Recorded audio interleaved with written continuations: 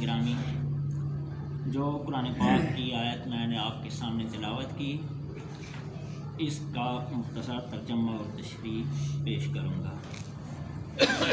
اس آیت میں نبی کریم صلی اللہ تعالیٰ علیہ وسلم اور حضرت ابو بکر صدیق رضی اللہ تعالیٰ عنہ کی عظمت بیان کی گئی ہے اور آپ کی صحابیت کہ یہ ایک ناقابل تردید دلیل اور ثبوت ہے ان لوگوں کے لیے جو کہ عظمت صدیق اکبر کے منکر ہیں۔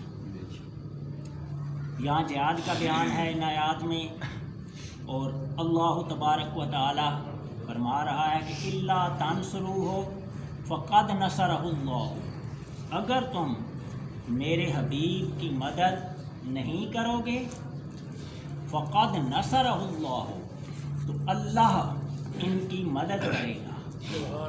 اذ اخرجہ الذین کفروا ثانی اثنین، جب کفار نے ان کو اپنے گھروں سے نکالا تھا، جب کفار نے ان کو نکالا تھا اور یہ دو میں سے دوسرے تھے، ثانی اثنین اذ ہما فی الغار، جب وہ غار میں، اذ یقول لصاحبہ، اپنے دوست سے کہہ رہے تھے، لا تحزن ان اللہ معنا، کہ تو غم نہ کر، بے شک اللہ ہمارے ساتھ ہے۔ نبی کریم صلی اللہ تعالیٰ علیہ وسلم کی مدینہ منورہ ہجرت تاریخ اسلام کا ایک روشن باب ہے۔ کفار نے مکی زندگی میں ظلم و ستم کی انتہا کر دی۔ 2 دفعہ ہجرت حبشہ ہوئی، اس کے بعد جب ہجرت مدینہ ہوئی، اکثر صحابہ جن کو زیادہ تکلیف دی جاتی تھی وہ مدینہ شریف ہجرت کر جاتے تھے۔ نبی کریم صلی اللہ علیہ وسلم کو جب اللہ کی طرف سے ہجرت کا حکم ملا تو آپ صلی اللہ تعالیٰ علیہ وسلم نے اپنی ہمراہی کے لیے حضرت ابو بکر صدیق رضی اللہ تعالیٰ عنہ کا انتخاب کیا۔ آپ نے حضرت ابو بکر صدیق رضی اللہ تعالیٰ عنہ سے فرمایا کہ تم تیار رہنا، آج رات کو ہم مدینہ شریف کی طرف ہجرت کریں گے۔ یہاں جو حضرت صدیق اکبر رضی اللہ تعالیٰ عنہ کے منکر ہیں وہ بے شمار قسم کی خرافات بیان کرتے ہیں، ان میں جائے ان کی خرافات کا تذکرہ کیے بغیر ہم یہاں قرآن پاک اور حدیث مبارکہ کی روشنی میں حضرت صدیق اکبر رضی اللہ تعالی عنہ کی عظمت کا جائزہ لیں گے۔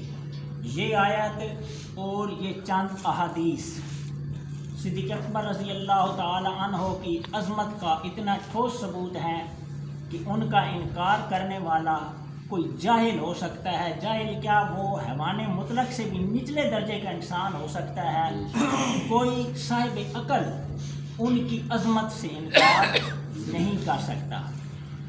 غار ثور میں 3 یا 4 دن نبی کریم صلی اللہ تعالیٰ علیہ وسلم اور حضرت صدیق اکبر رضی اللہ تعالیٰ عنہ کا قیام تھا، اور ان 3-4 دنوں میں صدیق اکبر رضی اللہ تعالیٰ عنہ کا پورا خاندان آپ صلی اللہ علیہ وسلم کی خدمت کے لیے وقف تھا۔ عامر بن فہیرہ آپ کا غلام بکریاں چراتا، شام کو بکریاں غار ثور کے قریب لاتا، بکریوں کا دودھ دیتا، اس کو گرم کرتا اور وہ بکریوں کا دودھ نبی کریم صلی اللہ علیہ وسلم اور حضرت صدیق اکبر رضی اللہ تعالیٰ عنہ کی خدمت میں پیش کرتا۔ آپ کی صاحبزادی حضرت اسماء سلام اللہ علیہا گھر سے کھانا تیار کرتیں اور وہ کھانا غار ثور میں نبی کریم صلی اللہ تعالیٰ علیہ وسلم کو پہنچاتی۔ کفار نے 100 سرخ اونٹ قیمتی ترین اونٹوں کی قسم ہے، 100 سرخ اونٹوں کا اعلان کر دیا تھا کہ جو محمد صلی اللہ علیہ وسلم کو زندہ پکڑ کر لائے گا یا قتل کر کے لائے گا اس کو 100 سرخ اونٹ ملیں گے۔ اور ان 100 سرخ اونٹوں کے لالچ میں بہت سے نوجوان تھے جو کہ نبی کریم صلی اللہ تعالیٰ علیہ وسلم سے تلاش کر رہے تھے۔ کفار کی ایک ٹولی، کفار کا ایک گروہ آپ کو تلاش کرتے کرتے غار ثور کے قریب پہنچ گیا۔ حضرت صدیق اکبر رضی اللہ تعالی عنہ پریشان ہو گئے۔ آپ کی پریشانی جب نبی کریم صلی اللہ تعالی علیہ وسلم نے دیکھی تو فرمایا کہ لا تحزن ان اللہ معنا۔ یہ الفاظ نبی کریم صلی اللہ تعالی علیہ وسلم کے ہیں، مگر اصل میں یہ الفاظ اللہ تبارک و تعالیٰ کے ہیں، اللہ تبارک و تعالیٰ کی ہیں، کیونکہ یہ قرآن پاک کی آیت ہے۔ لا تحزن ان اللہ معنا، کہ تو غم نہ کر، اللہ ہمارے ساتھ ہے۔ یہ اتنی بڑی بات ہے، اس کو معیت کہا جاتا ہے۔ تصوف کی اصطلاح میں اولیاء کرام کا جو علم ہے اسے ہم علم تصوف کہتے ہیں۔ تصوف کی اصطلاح میں معیت تامہ یہ ولایت کا آخری درجہ ہے، جسے مقام تمکین بھی کہا جاتا ہے اور معیت تامہ بھی کہا جاتا ہے۔ اس میں اللہ کی ہمراہی ہوتی ہے۔ انسان ہر وقت یہ مد نظر رکھتا ہے کہ اللہ مجھے دیکھ رہا ہے، اللہ میرے ساتھ ہے۔ یہاں نبی کریم صلی اللہ تعالیٰ علیہ وسلم نے یہ نہیں فرمایا کہ اللہ معی۔ اگر اللہ معی فرماتے تو یہ فرماتے کہ اللہ میرے ساتھ ہے، نہیں، ان اللہ معنا، اللہ ہمارے ساتھ ہے۔ اے ابو بکر، اللہ تمہارے ساتھ بھی ہے اور میرے ساتھ بھی ہے، اللہ ہمارے ساتھ بھی ہے۔ اور آپ کا یہ کہنا تھا کہ لا تحزن ان اللہ معنا، فانزل اللہ سکینتہ علیہ وأیدہ، فانزل اللہ سکینتہ علیہ۔ حضرت ابو بکر صدیق رضی اللہ تعالیٰ عنہ کفار کو دیکھ کر پریشان ہو رہے تھے، اور یہ پریشانی اپنی جان کی وجہ سے نہیں تھی۔ یہ نہیں خوف تھا کہ مجھ کو کچھ ہوگا، اپنی جان تو وہ پہلے قربان کر چکے تھے۔ جب غار کے اندر داخلے کا وقت آیا، سرکار کو فرمایا کہ آپ سرکار باہر تشریف رکھیں، پہلے میں غار کے اندر جاؤں گا، میں دیکھوں گا کہ کوئی نقصان چیز نہ ہو۔ غار کے اندر جاتے ہیں، غار کی صفائی کرتے ہیں، غار میں جو سوراخ ہے اپنی چادر پھاڑ کر وہ سوراخ بند کرتے ہیں، 2 سوراخ رہ جاتے ہیں، ان پہ اپنی ایڑیاں رکھ لیتے ہیں، کہتے ہیں سرکار تشریف لے آئیں۔ اپنی جان وہ قربان کر چکے تھے۔ کفار کو دیکھ کر آپ کو یہ غم نہیں ہوا کہ مجھ کو کوئی نقصان ہوگا۔ سانپ نے آپ کی ایڑیوں پہ ڈنگ مارا، آپ نے ضبط کیا۔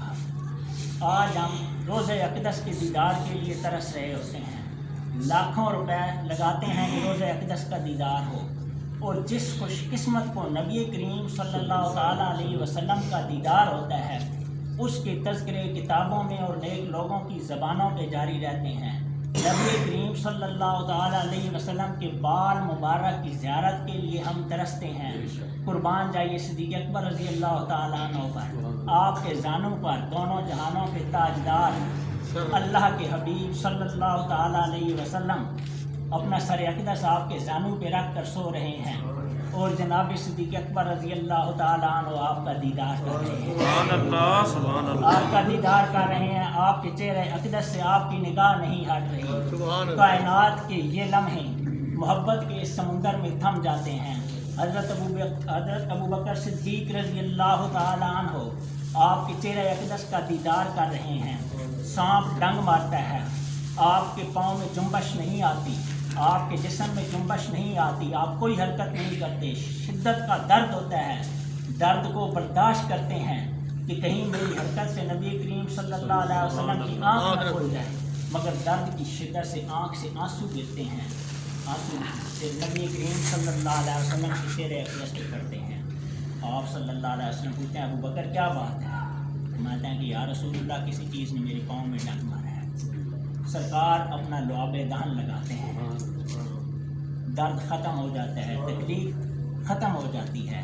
آپ نے اپنی زندگی گویا کہ قربان کر دی ہے۔ یہ ڈر اور تکلیف جو تھی، دیکھ رہے تھے بعض کفار کو، کفار نبی کریم صلی اللہ علیہ وسلم کو نقصان نہ پہنچائے، آپ کو یہ خوف اور یہ حزن تھا۔ فانزل اللہ سکینتہ، سرکار نے فرمایا کہ لا تحزن ان اللہ معنا، کہ تو غم نہ کر، اللہ ہمارے ساتھ ہے۔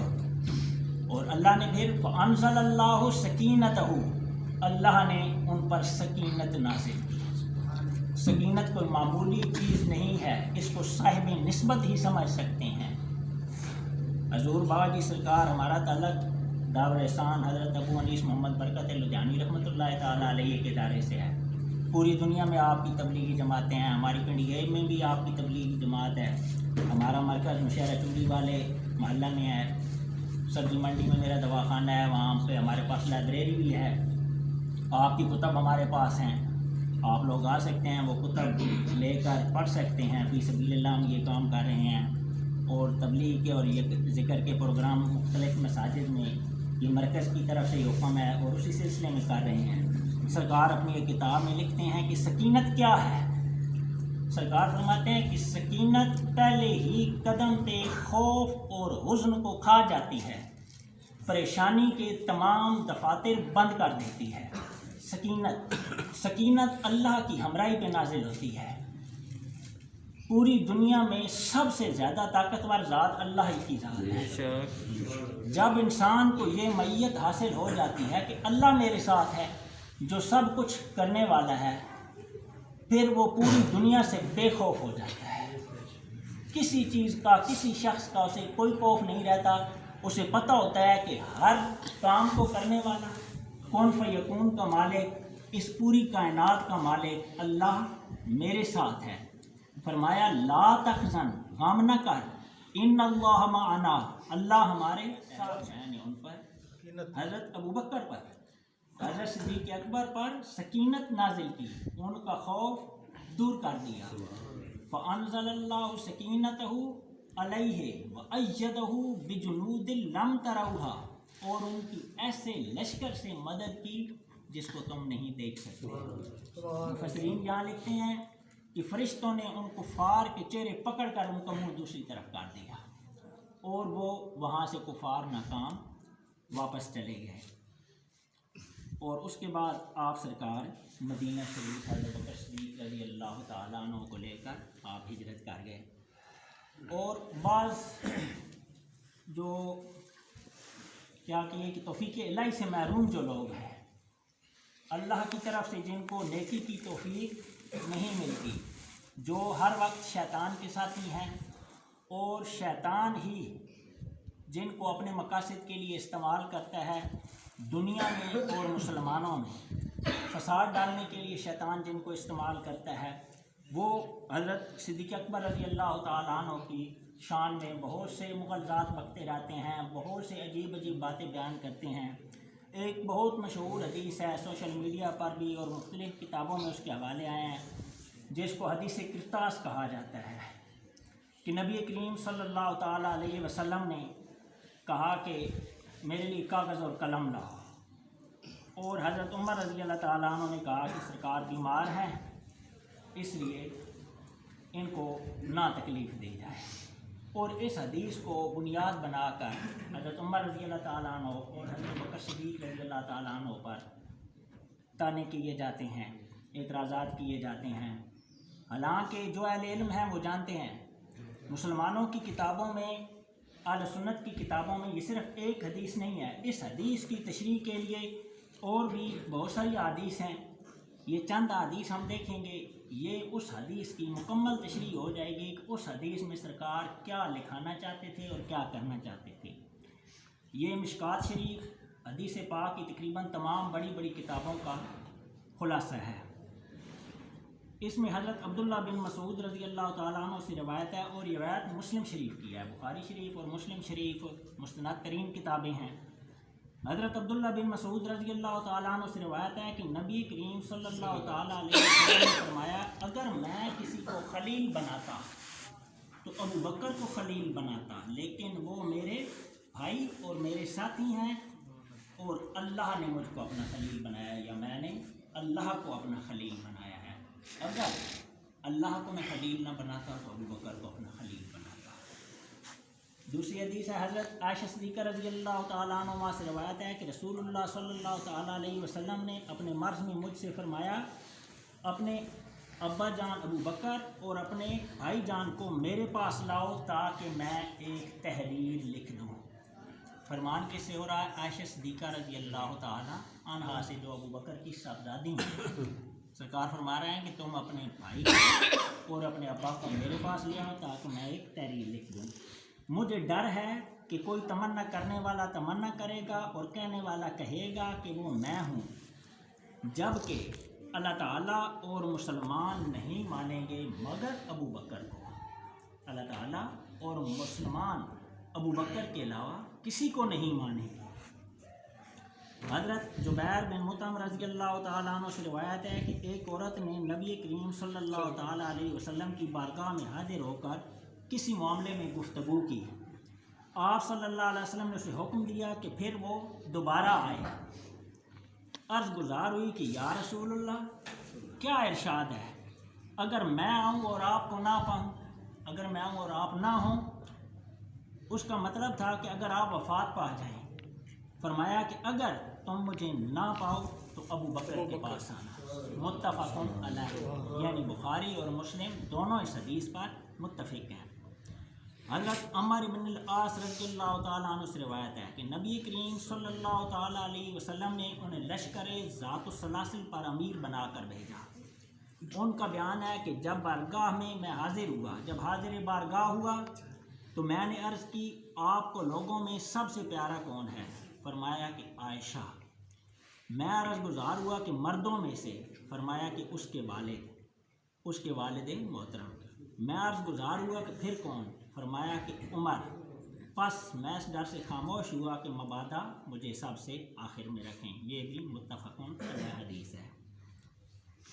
محمد بن حنفیہ کا بیان ہے کہ میں والد محترم کی خدمت میں عرض گزار ہوا نبی کریم صلی اللہ تعالیٰ علیہ وسلم کے بعد سب سے بہتر آدمی کون ہے؟ فرمایا کہ ابو بکر۔ میں عرض گزار ہوا کہ پھر کون ہے؟ فرمایا کہ عمر۔ میں ڈرا کہ کہیں یہ نہ فرمائے کہ عثمان۔ عرض گزار ہوا کہ پھر آپ ہیں؟ فرمایا کہ میں تو مسلمانوں میں سے ایک فرد ہوں۔ تو